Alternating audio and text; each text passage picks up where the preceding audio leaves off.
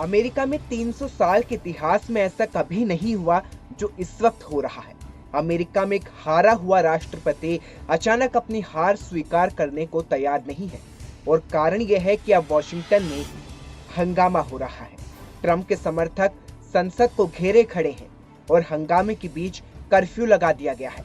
आखिर क्यों मचा है अमेरिका में इतना बवाल और क्यों ट्रंप हार मानने को तैयार नहीं है और क्यों उनके समर्थक हंगामा कर रहे हैं, इस पेशकश में हम आपको बताते हैं।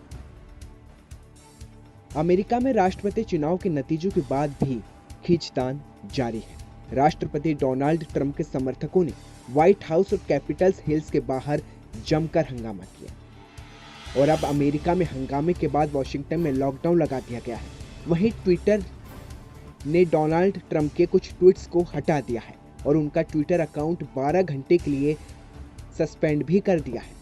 हिंसा पर उतारू समर्थकों से ट्रंप ने शांति की अपील भी की, लेकिन एक ट्वीट में उन्होंने कहा कि मैं अमेरिकी कैपिटोल में सभी से शांतिपूर्ण रहने की अपील करता हूं। हिंसा नहीं चाहिए, लेकिन हुआ क्या? हिंसा जारी है।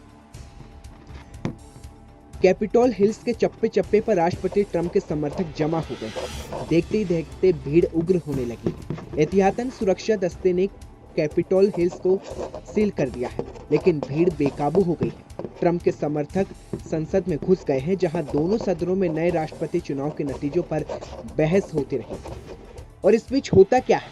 संसद के अंदर भीड़ घुसती है और एक समर्थक उपराष्ट्रपति की कुर्सी पर बैठ जाता है, जिसके बाद खबर आती है कि सुरक्षा कर्मियों को एहतियातन फायरिंग करनी पड़ी और इस फायरिंग में एक महिला की मौत भी हो जाती है।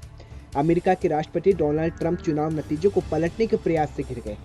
देश के भावी राष्ट्रपति जो बाइडेन ने ट्रंप को आड़े हाथों भी लिया है और कहा है कि राष्ट्रपति अपना काम करने की जगह ज्यादातर समय शिकायत करने में लगा रहते हैं, जबकि पूर्व राष्ट्रपति बराक ओबामा ने ट्रंप का नाम लिए बगैर कहा कि कुछ लोग सत्ता में बने रहने के लिए लोकतंत्र के सिद्धांतों को खतरे में डाल रहे हैं। देखा जाए तो इस वक्त वाशिंगटन में कर्फ्यू लगा दिया गया है। हालात बदल चुके हैं।